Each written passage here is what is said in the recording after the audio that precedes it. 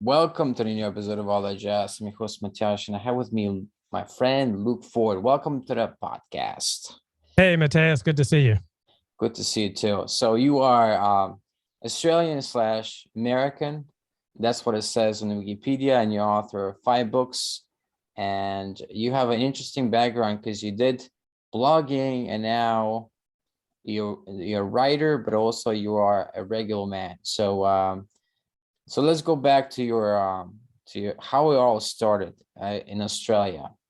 So anybody that looks you up, you're one of my most well-known people on the podcast because you do have a Wikipedia page for what it's worth. And so because maybe partly because your father was also a very known man, but also because of your work later on as particularly blogging. So how was your how did you grow up in Australia that maybe motivated you to become a writer later on? Yeah, I remember there was a time in second grade. So that's when I entered school because my parents had the attitude you should enter school late. So I was about age 8, entered wow. second grade, and we took this school trip out to a bridge, a small bridge across a creek. And the teacher gave us an assignment of just writing about what we were seeing in the creek. And so there were all these submerged logs covered with moss, and so I just started jotting down observations. And when my teacher read my observations out loud, people were affected by them, and I thought, wow. And so from that day on, I knew that I had an ability with words and that I could affect people with. Okay, I couldn't hear the last bit. I said that from that day on, I knew that I had an ability with words and that I could affect people with the words that I chose. Right. And so I've never doubted my ability to write and to use words to move people. Yeah, isn't that strange that sometimes what happens to us in childhood, like, do you think we get imprinted with certain thing, or do you think we just pick it up? Like somebody says this and we instantly believe it, and then we just run with it. Right, but it helps if it's connected to reality. So I was gifted with words. It wasn't something that was disconnected from reality because my father was gifted with words. My father did a PhD in rhetoric. He did another PhD in New Testament studies, but my father was a master rhetorician. And so I inherited those abilities. And so the incident in second grade made it explicit. But I think I was writing stories by this age as well. And my mother would type them up and she would share them with people at the college where we lived. So I was getting a lot of feedback on my writing at an early age. So you got also support from your mother yes. for writing. How about your dad? Probably. I just don't remember what my father said, but there was no doubt that I had verbal abilities. Mm. So growing up in a religious household and where your father is well known for writing, I guess, religious books, right? Yes. How did that affect your view of religion? Well, at first I took it for granted that our religion was the only true religion, and that this was the really the only way to lead a life. And I wanted to become a Christian missionary, and some of my friends also wanted to become Christian missionaries. So we talked about becoming Christian missionaries, and I would sleep on the floor to prepare for becoming a Christian missionary. And so I took it for granted that this was the one true way until my father got dismissed from the Seventh-day Adventist Church in 1980 when I was 14. And under the pressure of this theological controversy, for the first time, he bought a TV set. So he used it to relax, but for me, it just opened up this whole exciting world. And so when we moved out of the Seventh-day Adventist church, there was this whole exciting world on TV that captivated me and grabbed increasing amounts of my attention. And so where your attention goes, that's where you go. And so my father formed his own evangelical Christian foundation. And so we still went to church every week, but it was the world that I saw on TV that became more and more important to me. So I wanted to be a sports reporter. I wanted to sleep with lots of beautiful women. I wanted to get out there and explore the secular world. So the attractions of TV and of radio became more and more important to me, and the religion in which I was raised steadily reduced in importance, particularly when we moved out. Sorry, Luke, I couldn't hear the last bit. The mic cut out. Some technical difficulties. Sorry about that. So we keep I think going. I'm back. Yeah. Yes. Yeah. So when I was in the Seventh-day Adventist community, it was tight knit, and all my friends were Seventh-day Adventists. So that reinforced the religion. But after age 14, when we moved out of that tight knit community, then it opened up more space. And so I had increasing numbers of friends who weren't Seventh-day Adventists, and I was increasingly watching TV, listening to the radio. And so I steadily, drifted out of a Seventh-day Adventist perspective on life.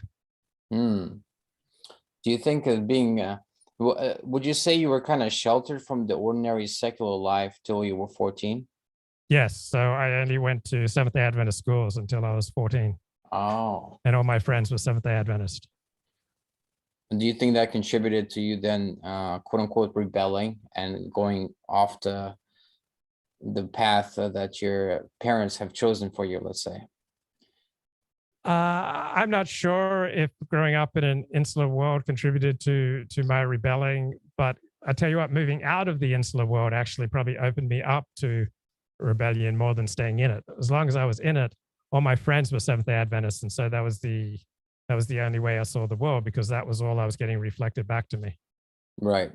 But then it was inevitable though. At some point you were gonna find the outside world, and I think that happens to a lot of people that grow up in kind of insulated bubbles in a way, and then they come out, and I guess if they have no prior exposure to that, then it's kind of hard to reconcile the secular ideas and the vast wild west of freedom compared to the strict upbringing. Well, I think it depends on how happy people are in the world that they were raised in. If people are happy, they're not going to leave it. If people have friends in the world they were raised in, they're not going to leave it. But if people are unhappy, then they're likely to leave. And I was not happy. I was not a happy kid, and so I was looking for happiness. I was looking for joy, and I was looking for everything to try to staunch the pain and the suffering and the inadequate way of leading a life that I felt I had. By the way, you mentioned before sleeping on the floor. I haven't heard that. Is that something that in that particular church was praised, like you sleep on the floor to kind of build up the spirit, or? Maybe, I don't remember, but I just remember from my books on missionaries that they didn't usually have luxurious accommodations. Because I do remember some saints, also some Catholic saints, doing that. They would try to deny themselves and sleep on the floor and stuff like that. Like the famous Padre Pio, for example, would sleep on the floor. And but yeah, that kind of style of denying yourself, that's seen as good, and challenge themselves. Right. So there's usually an element of self-denial, I think, in most religions, because when you bond through suffering, it's a powerful way of bonding with other people. So when you suffer, you look to other people for connection and to talk about what's going on. So, I mean, I think all religions place restrictions on people to, I don't know, to bring about a unity, to bring about humility. I think the specific types of restrictions and painful rituals will vary, but I think pretty much all groups, not just religions, have painful rituals to enforce group bonding. Like sports, would you say that they have painful? I guess there can be a lot of shoving among fans as well. There's especially if the fan groups, especially in Europe, fan groups are intense, and soccer and basketball, and then they fight each other, and that's painful. Yeah, and athletes, when they're training, they go through a lot of pain. So I think all tight in groups have have painful rituals to bond people. All of them. Wow, that's interesting. Well, I guess even like waking up and going to if you have some kind of meeting or something like that when you don't feel like it, that's so-called pain, but it's not okay, it's in some small way. You have to make a sacrifice, isn't it? Right. And take something that you were having for granted and take it away and be like, this is my sacrifice. So when does your family then move to United States at some point? Yeah, we moved to the United States in 1977, so I was 11 years of age. And so I've lived most of my life in the United States. So I came here in 1977. And so I've lived about 43 years of my life, 42 years of my life total in the United States. I've lived about 11 years of my life in Australia. Okay. So not much time in Australia. So you feel more American than Australia. Yeah, definitely by the amount of time that I've spent. On the other hand, 9 of my first 11 years were in Australia. And so the first years in many ways are more formative.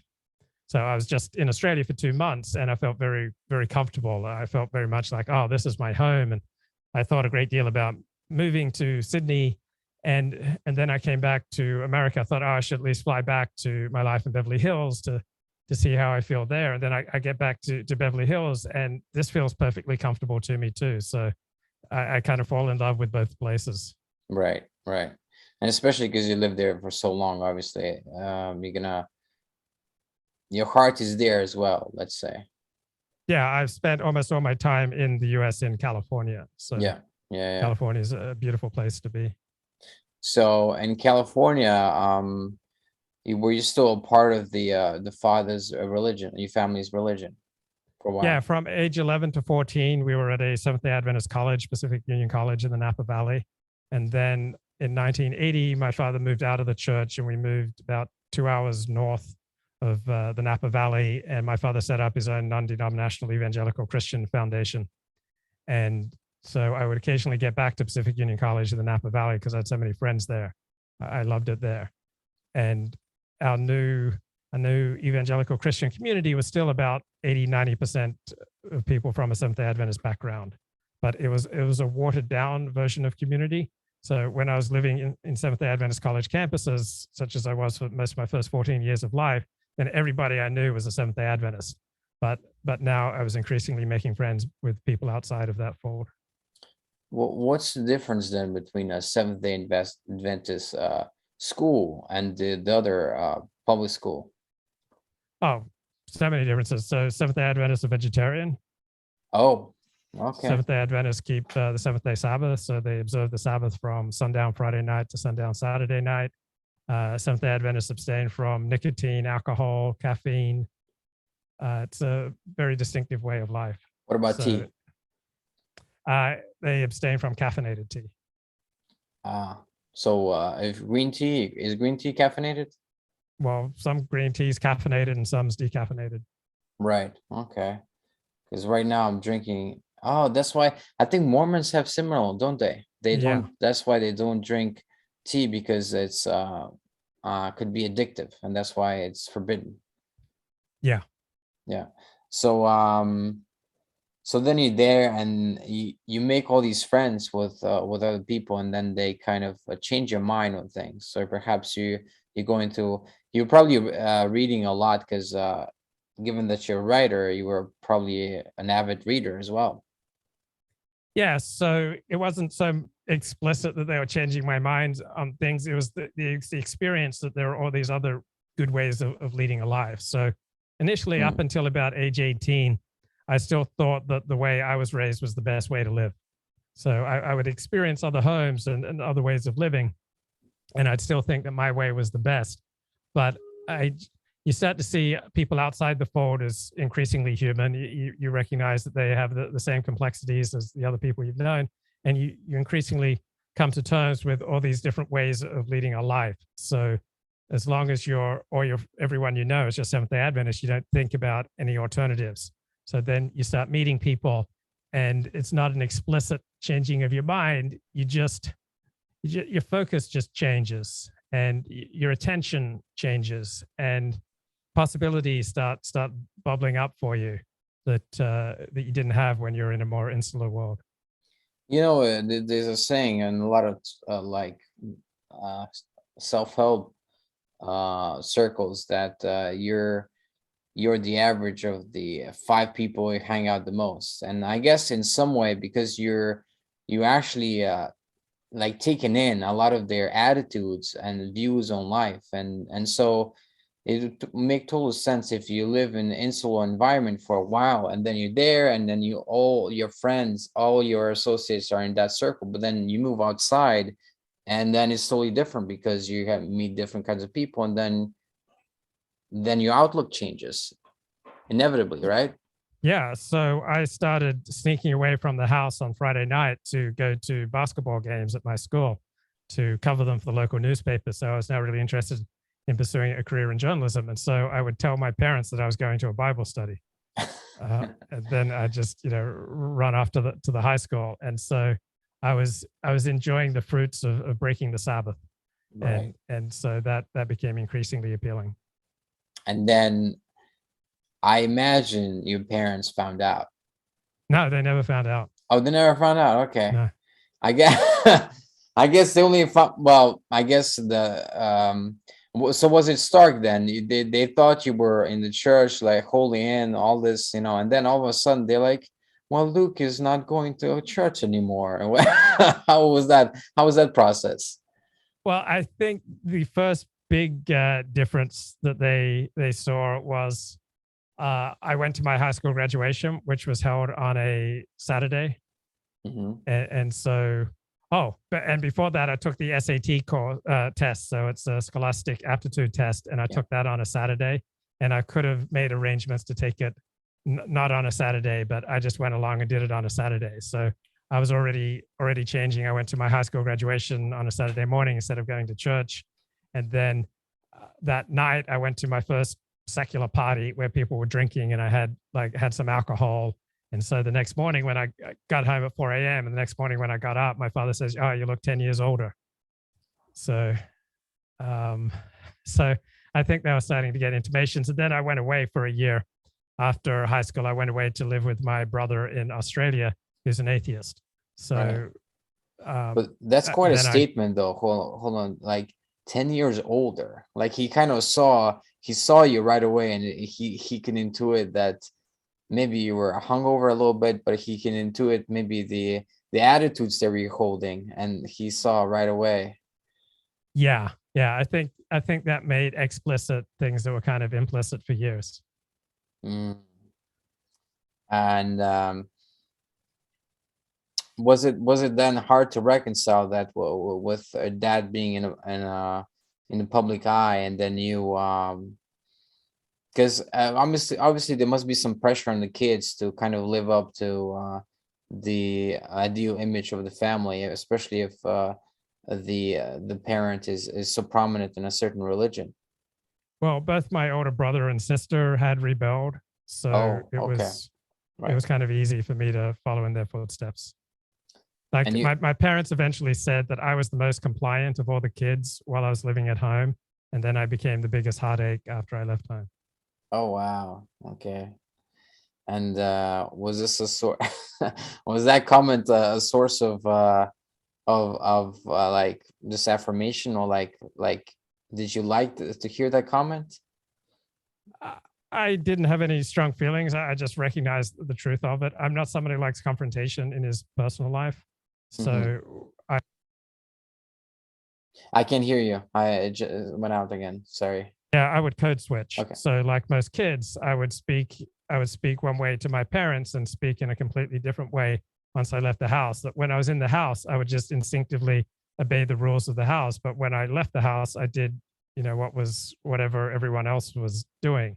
So while I lived at home, I conformed because that's how I am. I don't like to confront in my personal life. Where I'm living, I don't want confrontation and drama.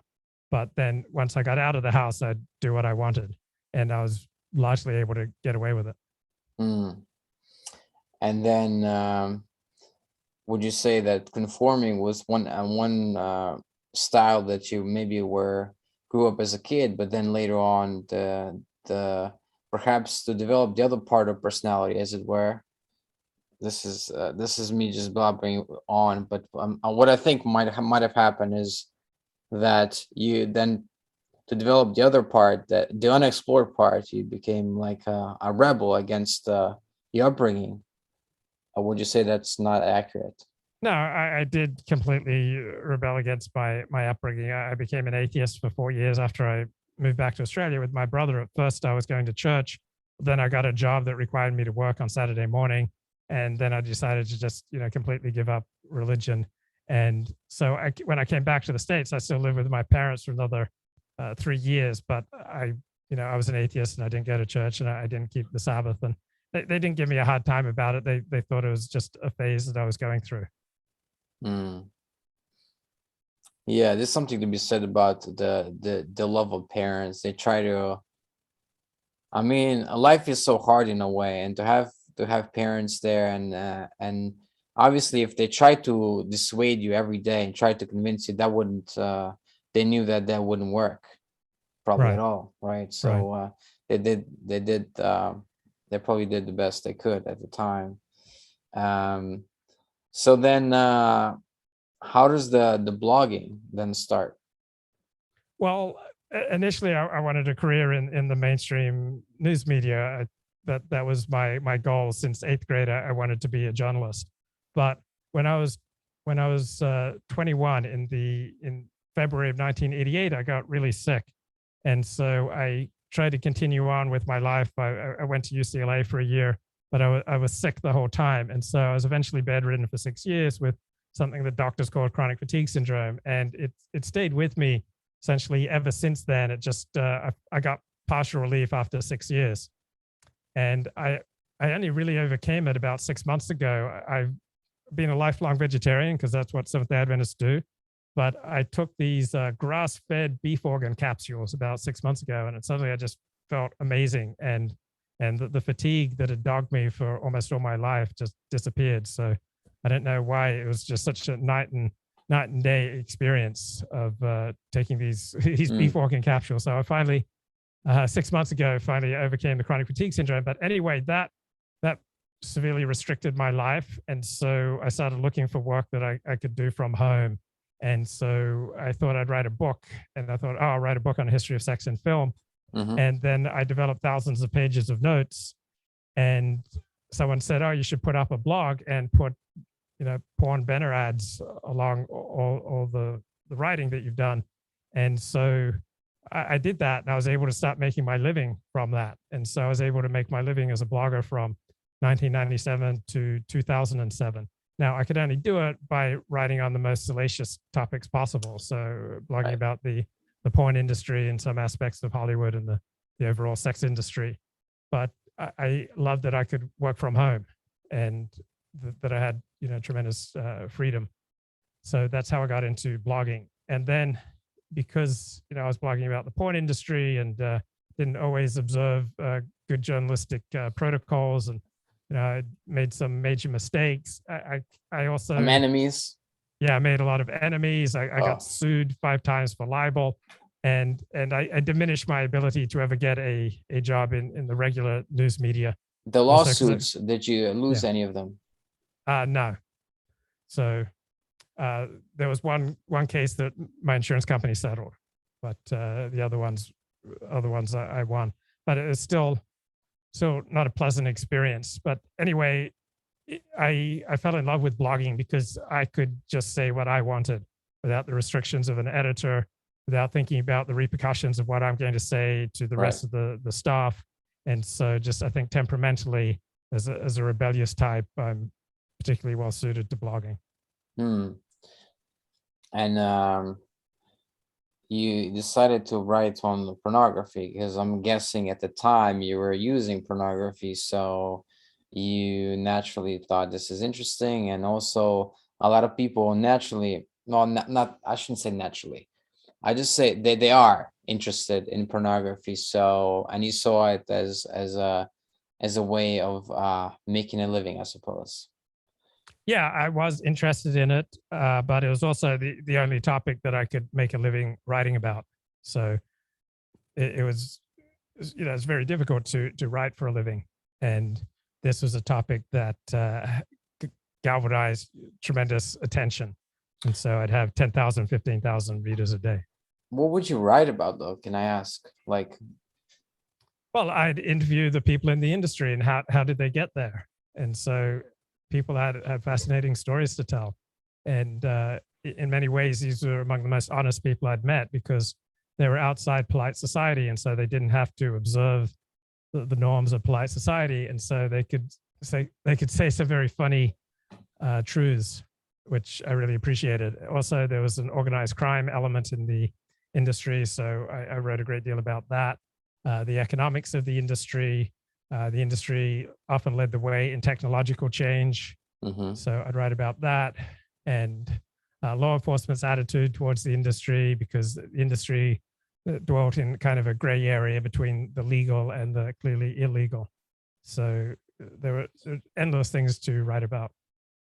Wow. So then did you also make, I suppose you make, if you cover something for so long, you made friends in the industry, and did you ever get like almost like not involved, but I suppose you were not involved, but just want that first person close up view of what goes on, and as someone that just tries to stay away from it, I can see the lure of it, the lure of trying to, especially if you're reporting on something like this. And so what's your relationship with the people in the industry at the time? My relationship was fairly distant, so none of them were in my real life. So this was a topic that I wrote about. So I used to cover the San Francisco 49ers National Football League team, and so the training camp was at my college that I went to, and so I would go to the camp, I'd interview the players, I'd interview the coach, I'd go to press conferences, I went to games, and so for me this was just like covering any other team or group or journalistic beat. So I'd go to events, I'd go to filmings, I would make arrangements to interview people, but I didn't bring anyone into my real life. What do you think about the effect of pornography on people? I think it varies. So some people can dabble in pornography without any observable harm. Some people even seem to flourish in the porn industry. Most people seem to be damaged by it. I think it probably has a negative effect on most people who dabble in it. But not all. Some people it's devastating. So the people that flourish, you mean the actors, the producers in the industry themselves? Yeah, some actors, some producers, some directors, some business people, some salespeople in the industry seem to be enjoying flourishing lives. So I can't tell you that everybody in the industry is absolutely miserable, because that wasn't what I saw. Right. But so would you say that they actually like also well-adjusted individuals that despite their profession, they have somehow kept their feet on the ground? They're not the drug addicts, they're not let's say morally reprehensible, and they're just a regular citizen, except they have an odd job. Yeah, some people you could not point out any obvious pathology, and some people I like that. Yeah, obvious pathology.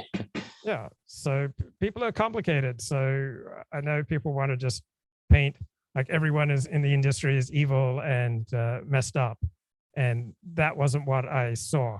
So plenty of people were messed up, but plenty of people, they found recovery from drugs and alcohol in the industry because they found a family, they found a substitute community, and a lot of people got sober in the industry. For a lot of people, working in the industry was an improvement on what they were doing before. Oh, like Hitman or something? No, I'm kidding. Oh, what they were doing before? What? Like what?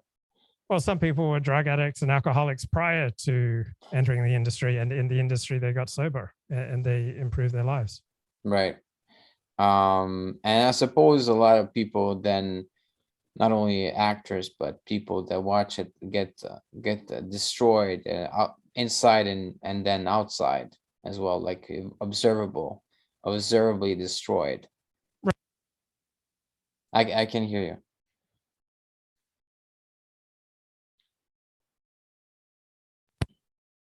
And we're back. Yeah.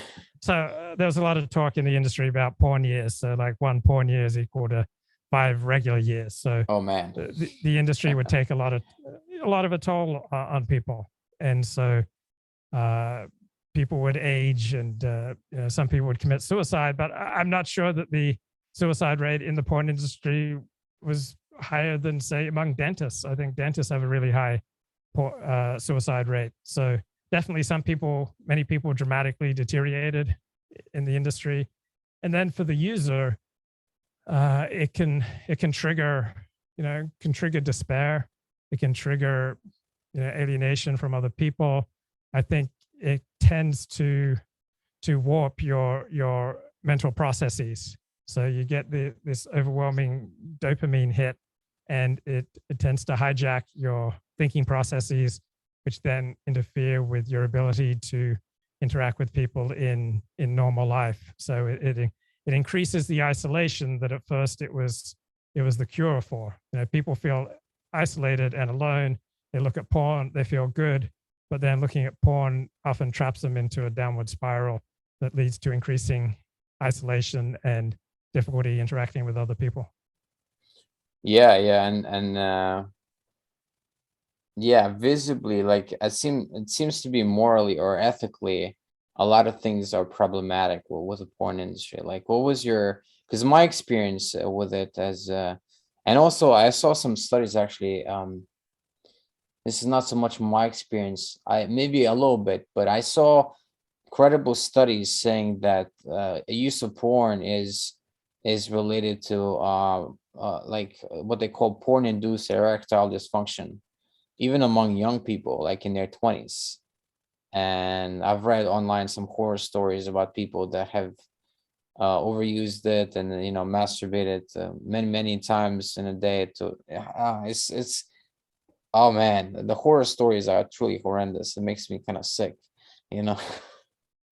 Right, but the horror stories come from people, generally speaking, with an empty life, who were so intoxicated by pornography because it filled that hole in their soul. So people who are that despairing, that isolated, and that lonely, they're wide open for something to come along and to mess them up even more. Now, my focus was not primarily on the effect of pornography on the user. I'm sure a lot of people have done studies on that. Yeah. My focus was on the people who made it. And when I was in the industry, one of the benefits of being around the industry is that it basically killed my own attraction to pornography. So while I'd had at times, an overwhelming attraction to the product, once I started writing about it, that was vitiated. Like what made you turn away from porn? It wasn't, so you're saying it wasn't the effect it had on you personally watching, but that you saw how it was made and people, like, what made you turn it off? Well, if anyone sees how anything that they love is made, is going to, probably reduce their attraction for it. So once you start to know the individuals who are in the porn, they're no longer erotic objects. It's like, oh, I know that woman. I know these people. And so it makes it much more difficult to eroticize people that you know. And then just being around the industry and interviewing people, I just felt this growing sense of just like disgust, and wanted absolutely nothing to do with the industry aside from what I needed for writing my blog and earning my living. Okay, so it wasn't, so for you, it wasn't the watching, it was actually, you got a feeling from the covering the industry itself, which is interesting. And then, but then why is it then that now that you're not covering it years later, you still have, because you don't know the people that are doing it now, So one could argue by that logic, you don't know the people, so you could potentially enjoy it more now because you have no relationship with those people now.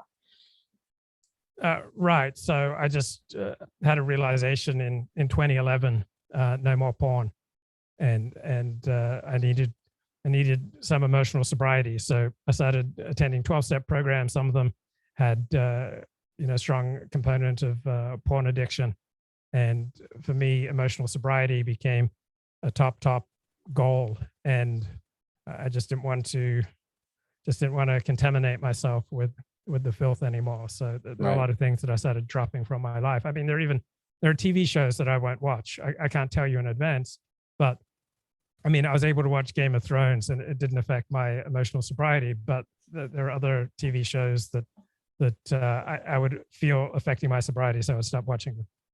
Okay, so that's I feel like that's a pretty honorable thing to do, to avoid temptations. I don't know how much you know about Billy Graham, but I heard somewhere it said there was a documentary that he would even avoid, because he was so obviously so famous, the temptation would be everywhere. So he would avoid being in the same room with any woman other than his wife. So yeah, so that's Mike Pence. Mike Pence won't have Mike Pence as well, I guess. Yeah. Yes, yeah. He won't have a meal with any woman unless there are other people present. Yeah, and I guess that's in some. I guess that would save some people some some heartache and some potential lawsuits and whatnot. But yeah, and for me, I wasn't thinking about it in terms of temptation. It was just that I like every part of my day to build profitably on the previous. So normally I get up at about 5:30 a.m. I have a cold shower. I take a protein drink. I listen to a 12-step phone meeting. I have sponsees that I talk to. I do various physical procedures to locate and release unnecessary tension in my body. And so by the time usually I start working about 8 a.m., I am free in body, mind, and soul. Like I abstain usually from checking my email or checking the news or checking social media for the first 2.5 hours of my day. So I like to get off to a really clean start. And then I like everything to build on top of each other rather than contradict or undercut. So I know many people I talk to after they eat a meal, they get sleepy. Well, I never experienced that because I eat meals with plenty of protein. So if you have a high carb meal, you're going to get sleepy. But if you eat a high protein meal, you're not going to get sleepy. So I want my meals to complement the rest of my life. I do a lot of live streams, but I don't do live streams that are going to undercut and damage and destroy the rest of my life off camera. So when I'm speaking publicly, I calibrate what I'm saying so that it fits in with the rest of my life. So that, when I go to synagogue, when I go to work, when I go to a 12-step meeting, when I'm watching TV, when I'm reading a book, when I'm making a video, when I'm writing a blog post, I want everything to work together rather than to work against each other. So whether it's the food I eat, the music I listen to, what I watch, how I spend my spare time, who I hang out with, where I go and what I do, I want all of them to work together rather than working against each other. Right. And you mentioned synagogue. So how did you go from being an atheist to converting to a different religion? Right. So when I was an atheist, I got really sick, and that threw me into an existential crisis because my life was built on all the great things that I wanted to do, and now I wasn't able to do anything. So, hold on. Do you think there was any like thing you might have done at the time, or do you think there was some kind of fated that you would be sick? Well, I think the vegetarian diet that I was on right left me wide open for health problems. I think a purely vegetarian diet is damaging, and I think the studies about the effects of a vegetarian diet that are not funded by people with a pro-vegetarian bias make it pretty clear that the vegetarian diet is damaging for your health. So I was you raised. Think for all people, or more maybe some people are not? Because I had a one time I knew this girl that told me she was vegetarian for 6 years, and then she's like, then she ate meat one day, and she felt like her body was like, ooh, I want this. But a lot of I know I have vegan friends, and they would never admit to this. They would be like, oh, we can survive on vegan diets, but maybe not everybody's meant to survive on that. Yeah, I think the vegetarian diet is damaging. I think it's bad for you, and it strangled my life. I was deprived of the opportunity to have a normal life by the vegetarian diet that I was raised with. It precipitated all sorts of problems. So vegetarians are particularly susceptible to depression, to fatigue, to stunted cognitive development.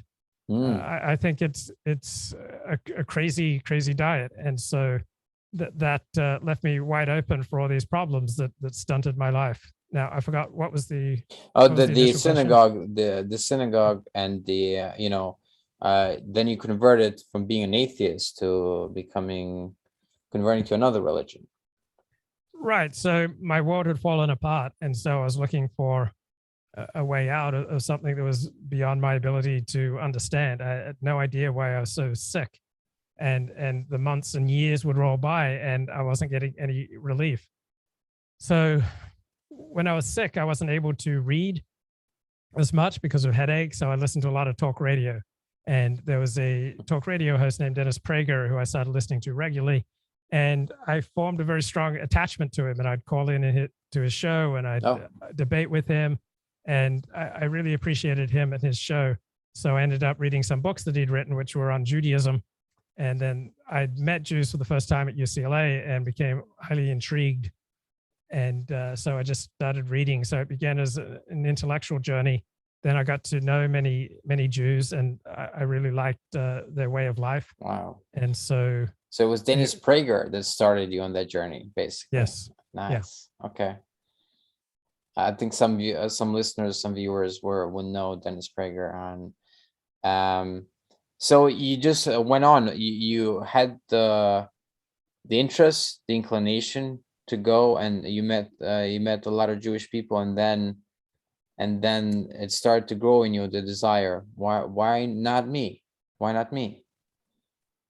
I'm sorry. Why not me? I don't understand. Become Jewish.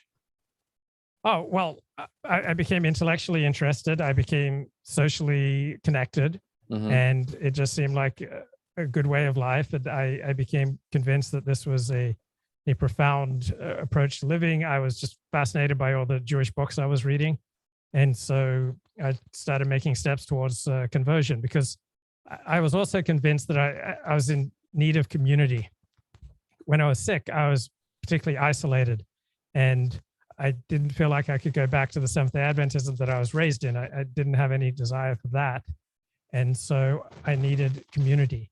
And so I reached out to the Jewish community, made friends, began my conversion process, and passed my conversion in 1993. But was this a long process? Well, it was 1989 that I decided to convert. So it was about 4 years later till I finally finished the process. Is it true that I've heard stories when I was in Israel that other religions, when you want to convert, they're like, yeah, come, but Judaism is like, no, maybe not, maybe, and then you have to come 3 or 4 times, and they're like, okay, you want to do this? Yeah, they definitely tend to discourage converts, because from a Jewish perspective, there's no need for anyone to convert, that they're just fine as they are, that all good people have a place in the world to come. And it's also a way of testing and winnowing out those who aren't going to be a good fit. So some rabbis who in charge of conversion programs, Orthodox rabbis, have told me that 99% of the people they meet who want to convert are mentally ill. So generally speaking, people who convert from one religion to another are going to be quite high in neuroticism. There's usually going to be something off, because people often like to make a religious change to try to get rid of psychic pain. And I'm sure that played a role in my life as well. But it's largely a matter of, can you fit into the community? That's probably a major criteria of people who oversee the conversion process. So first of all, they discourage, and then then they start to slowly admit and to test and to see whether you can fit in with the community. And my personality turned out to be a good fit with the Jewish community. Meaning that I know Jewish community has the way they study the faith is very intellectual, and perhaps that is why a lot of particularly Israeli citizens, they there's a lot of Nobel Prize winners that are Jewish and all that. So do you think it's directly related to the way the religion studies itself, the way it's taught to people? I think it's much more that the religion is a reflection of the DNA of the people who participate in it. So let's say the divine revelation had been given to a different tribe with very different proclivities, then I think the religion would have developed very differently. But high IQ people want intellectual stimulation, and low IQ people are not capable of intellectual stimulation. So I think it's the particular people that produce a culture. And so even if you believe in the traditional conception that God gave the Torah to a particular people, the particular people are going to have a profound effect on how the Torah is studied and discussed and interpreted and implemented. So I think there's DNA, which produces culture, and then a subset of culture is religion. So for example, West African Christianity is very different from European Christianity. Right. And American Christianity is very different from Australian Christianity. So the culture has a tremendous effect on the religion. And I think religions spring out of particular cultures, which are primarily formed by some combination of DNA and geography, DNA and environment. But don't you think that that Europe throughout centuries of being Christian was changed because of the religion? I think we're seeing that now with a large part of Africa is Christian and some is Muslim, and those are the two, either Protestant or Catholic, whatever. But let's just say Christian and Islam. Those are the two predominant religions, and I think it's changing the continent mostly for the best. And also, I think the culture of Europe and the culture of the United States has been massively impacted by the Judeo-Christian philosophy. Throughout the century, everybody, so many people being religious and all that. I think I don't know if it's the DNA of the people, or perhaps it's the philosophy of the religion itself that then has the impact long term on the whole populace. Well, a good way of testing that is to look at Scandinavia. So Scandinavia is the first secular societies the world has ever seen, and they came out of the Protestant Scandinavian ethic. And so you can look at like life results in Scandinavia. Scandinavia is 98% secular, and people have the same length of life. People lead very similar lives, even though they're now secular, as opposed to when they're religious. So I think Christianity doesn't have much of an effect on most of its nominal adherents. It's a communal and a cultural thing to do until it becomes a communal and cultural thing not to do. But I think Christianity is highly flexible, and it will adapt to all sorts of different circumstances. And I think it's much more changed by the culture that it's operating in than it's changing the culture. Well, you think Judaism is more... Judaism is pretty much the same way. So okay. Let's say you had a bunch of converts to Judaism with a particular DNA and particular proclivities. That's going to have a profound effect on how they practice Judaism. So Judaism and Christianity and pretty much and Islam are profoundly affected by the cultures that they operate in. So Southeast Asian Islam is completely different from Middle Eastern Asian Islam. You don't find terrorists coming out of Thailand, to the best of my knowledge. So like just knowing that someone's Christian or Jewish or Muslim doesn't really tell you anything. If you find out that they're Ashkenazi Jewish, Lithuanian for 5 generations, that tells you something. If you hear that someone's Muslim, doesn't tell you anything. But if you hear they're Muslim and Thai, then you get a more precise reading on people. Thailand, isn't that mostly Buddhist though? That's mostly Buddhist country, no? I'm not sure. I'm just using that as a Southeast Asian country. So there are plenty of Muslims in Southeast Asia, but they're of a completely different quality than, say, Muslims from Saudi Arabia or Iran. You know, I grew up in a country that's Slovenia, that's maybe 3 or 4% Muslim, and I had never seen somebody. I don't know what you call when a woman is in full a hijab, full body like thing. Yeah. The only time, the first time I saw it when I moved to London, and that's where I saw it, because the Muslims in Slovenia moved from Bosnia, and Bosnian Muslims have been there for centuries. So they're very much more Europeanized, but the Muslims that come to UK are the Muslims from the Middle East. So that's quite a bit different. Yeah.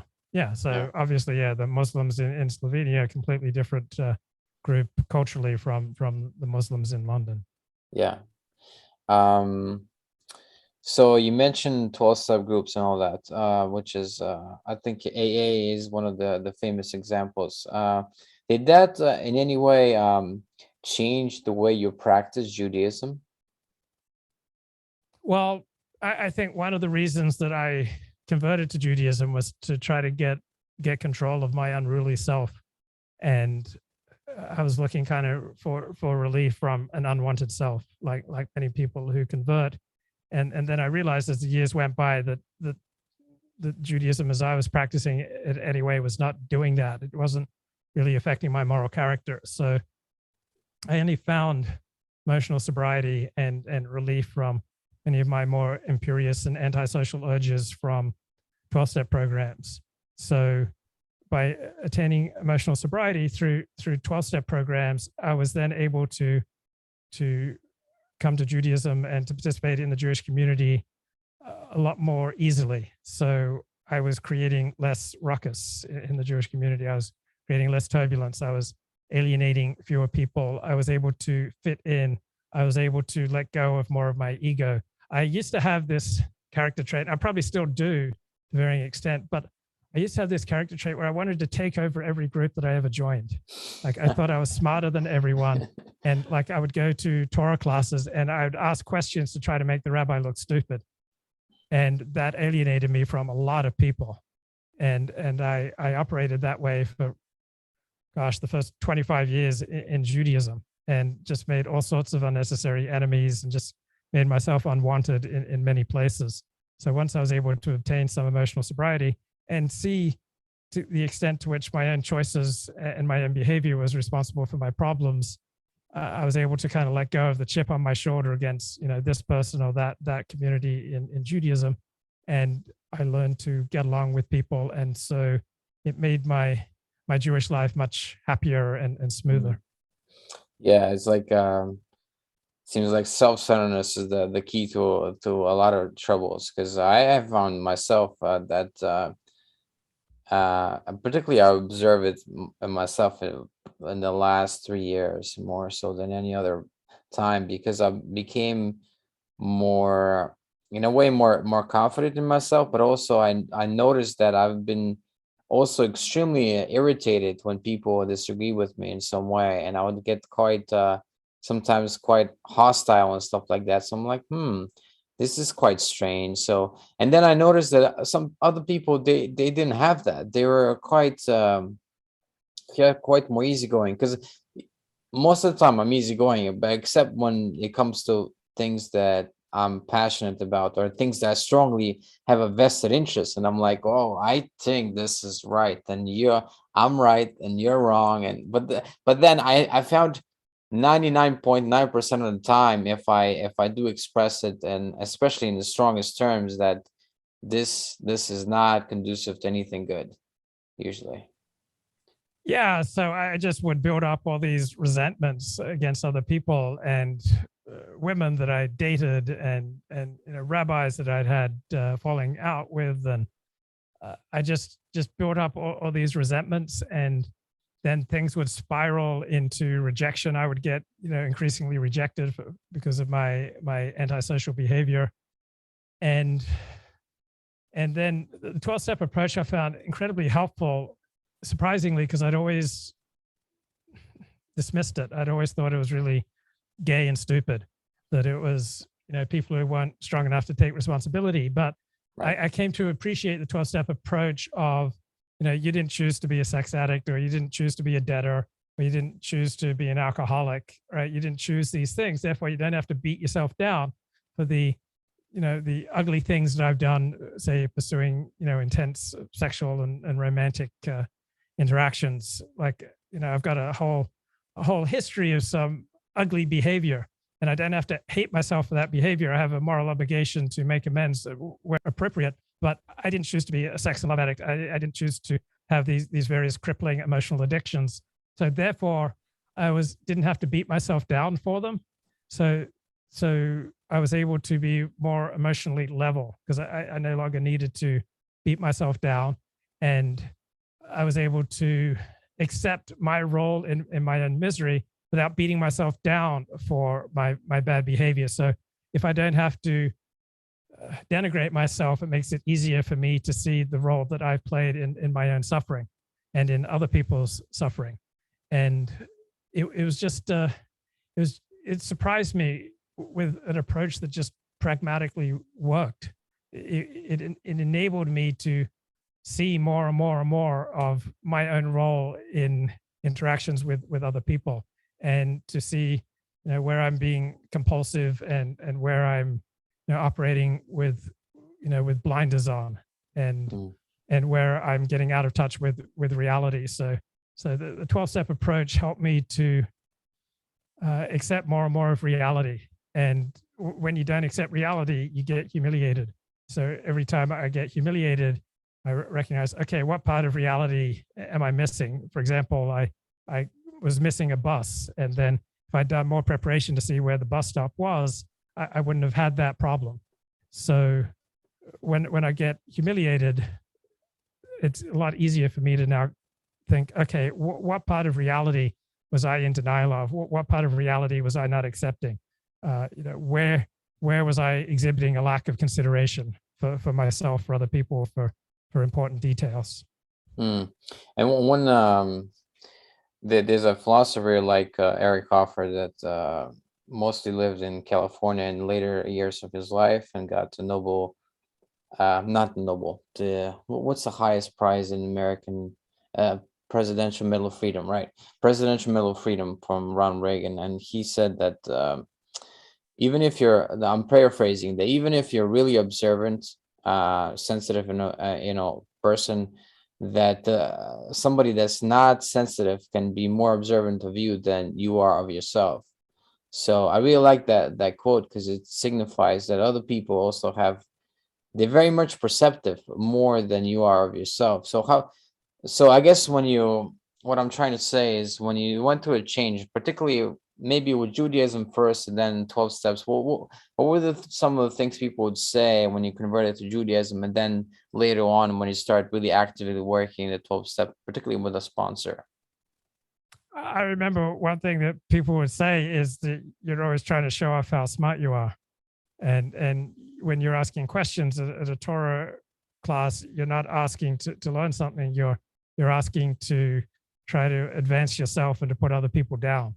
So Jewish community tends to be very intense and very close knit. So yeah, I got a lot of feedback where I was saying inappropriate things and at inappropriate times to inappropriate people, and I was just riding roughshod over other people, generally speaking, in the pursuit of women, and it was kind of ugly and embarrassing, and right.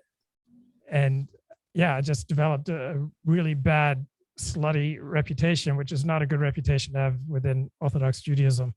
So I was kind of ill at ease with myself and ill at ease with other people. And people would ask me things like, who are you mad at? Because, I would explode and I would get angry, far disproportionate to the reality of the situation. And so the 12-step work helped me to come to terms with, whatever gripes I had against, my upbringing or my father, or the bad luck that I felt like life had delivered me. So would you say that you have forgiven your father, your parents, your upbringing the way it was? I feel like I'm more at peace. I mean, there may be things that I'm still missing. I still have a lot of blind spots, and I may realize later today that I still got a resentment about something, but I feel like I'm more at peace with reality. I think another thing that I know that you did for a while, or at least for learning to, was a somatic healing. Was it a healing technique or the Alexander technique? Yes, the Alexander technique, right? So yeah, it has a healing component, but it's primarily an educational process to help you notice the things that you're doing and to let go of the things that aren't serving you. So, for example, many people, when they're speaking about intense things like I'm speaking about right now, they'll get all sorts of weird muscular holding patterns in their face. Like they might start developing, a twitch in their forehead, or, their eyes might start blinking, or their lips might get really tight. Their voice might get strangled. They may have difficulty breathing. Their shoulders might get tight. They might start tipping back from their hips and compressing their lower back. They might start, holding in their ankles, and they might start locking their knees. So the Alexander technique is a way of noticing the things that we do that interfere with our best functioning. So the Alexander technique, it's an educational and awareness technique to notice the things that you're doing that are getting in your way, that are inhibiting you from your best functioning, and then learning to let them go. So if you were talking to me prior to the Alexander technique, I would have a lot more muscular tension. I'd have, much more forward head posture like this. I, probably have one shoulder higher than the other shoulder.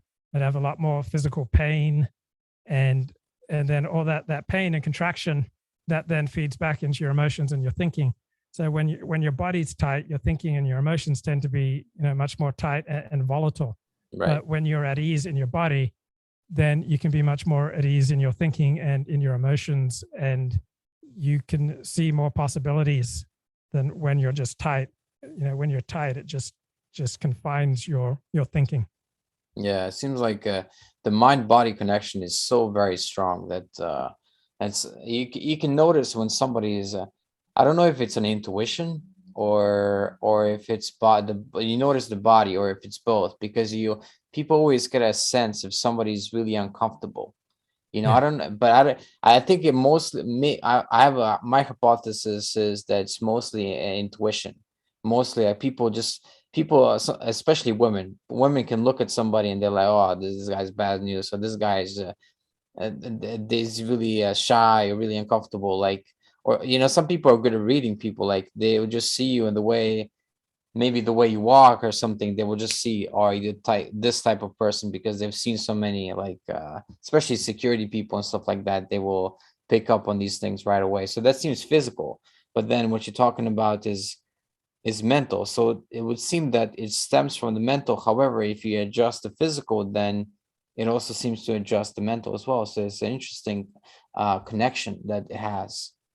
Right. The mind and the mental processes are part of the body. The mind is not separate from the body, and the emotions are also part of the body. So all these things are part of the same whole. They're not separate. So whatever you're feeling is happening in your body. And so if your body's tight, that's then going to affect your feelings, and it's going to produce certain feelings. Your thinking is happening within your body. So if you've got a severe toothache, that's going to profoundly affect your thinking. Or if you've got an ingrown toenail, that's going to affect your thinking. So they're all affecting each other because they're all part of the same human being. So your emotions are going to affect how your body is aligned, and your thinking is going to affect how your body is aligned. So if I sense a threat, like if we got into a very volatile argument right now, I would feel an inclination to tighten and to compress and to kind of go into some version of fight or flight. So I remember there was one time I did an interview with someone who wanted to get rid of every Jew in the world. And so that was the only time after an interview that I had like stomach pain. That was the one time, even though I've studied the Alexander technique, my Right. stomach still tightened up and started hurting me during that interview. So my stomach pain, or what's going on in my back or my face or my neck, that's going to affect my thinking and my emotions. My emotions are going to affect my thinking and my body. So they're all constantly affecting each other. Right. Yeah, I felt like that also sometimes when back in the day when I used to debate online. I remember there was this one girl from, I'll never forget this, from Maryland, and we used to debate in 2008 about prior to the election. And every day I'd come and I'd put these carefully constructed arguments, and I'd I'd have this terrible stomach pain while I was doing it, but I was enjoying it at the same time. It's kind of, you kind of get a secret payoff out of that. Otherwise, you wouldn't be doing it, I think. Yeah, you can enjoy something and also be hurting yourself at the same time. Yeah, yeah. So you're an author of 5 books. I wrote down. So it's one is called A History of X, and one is called Excess Communicated, A Rebel Without a Shoal. What does shoal mean? That's synagogue. Okay. And Yesterday's News, Tomorrow's, and then what's the title of that book? Sorry. Yeah, so my first book was A History of X, 100 Years of Sex in Film. Yeah. That came out in 1999. Then in 2004, I published 3 books. One was a memoir of my life in Los Angeles called Excommunicated, Rebel Without a Shul. Then I also published a book on movie producers called The Producers, Profiles in Frustration. And I also published a book on American Jewish journalism called Yesterday's News, Tomorrow, Inside American Jewish Journalism. And then in 2006, I published a series of vignettes called Profiles in Sex, Love, and Death. That's amazing. Not many people in the world have written 5 books that you have. Yeah, it's a lot of work. So I haven't produced any since 2006.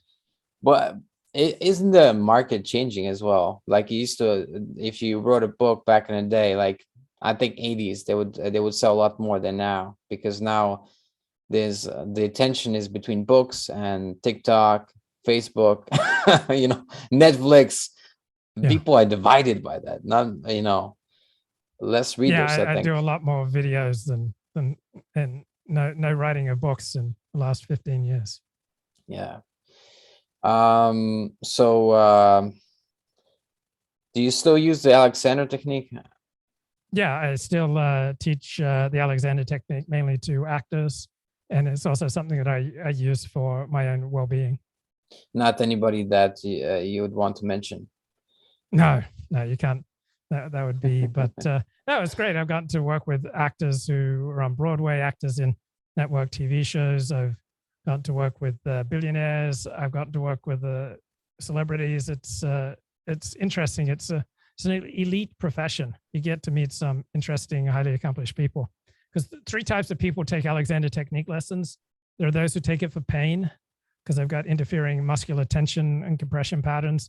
There are those who take it for a high level of performance, such as actors, public speakers.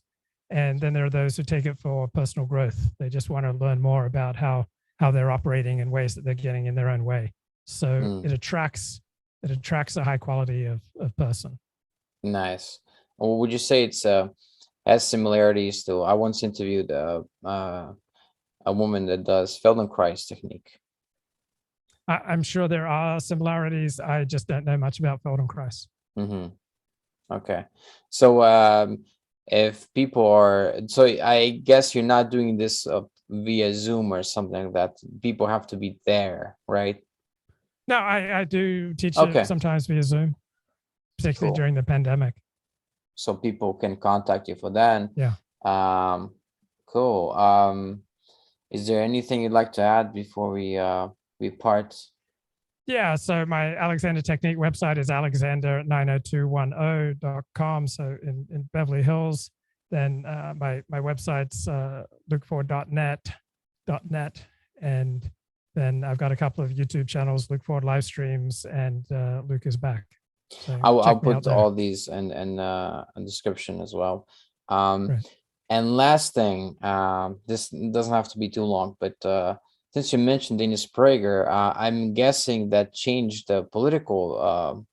Maybe you're not political before, but Dennis Prager is famously on the right. So have you maintained that political position? Yeah, I am on the right. So I think I'm just biologically, temperamentally predisposed to right-wing politics. Sure. Though I disagree with Dennis about many things because, like everyone else, he's profoundly affected by the profession that he's in. So as a talk radio host, the easiest way to get and keep an audience is to agitate them and infuriate them and say, hey, you're being screwed over by the elites, and I'm fighting for you. So I've come to a much more skeptical view of talk radio than I used to have. Right. But then if you did, so you think that if you did the same job as he does, that you'd have a similar position because of the incentive inherent in your position? I think it would profoundly affect me. I mean, whatever job you do, you're going to be affected by it. That's very interesting. So I'd like to think that I wouldn't say many of the, like he was very dismissive of COVID. And I think he's just consistently wrong about COVID. So I'd like to think that I wouldn't take some of his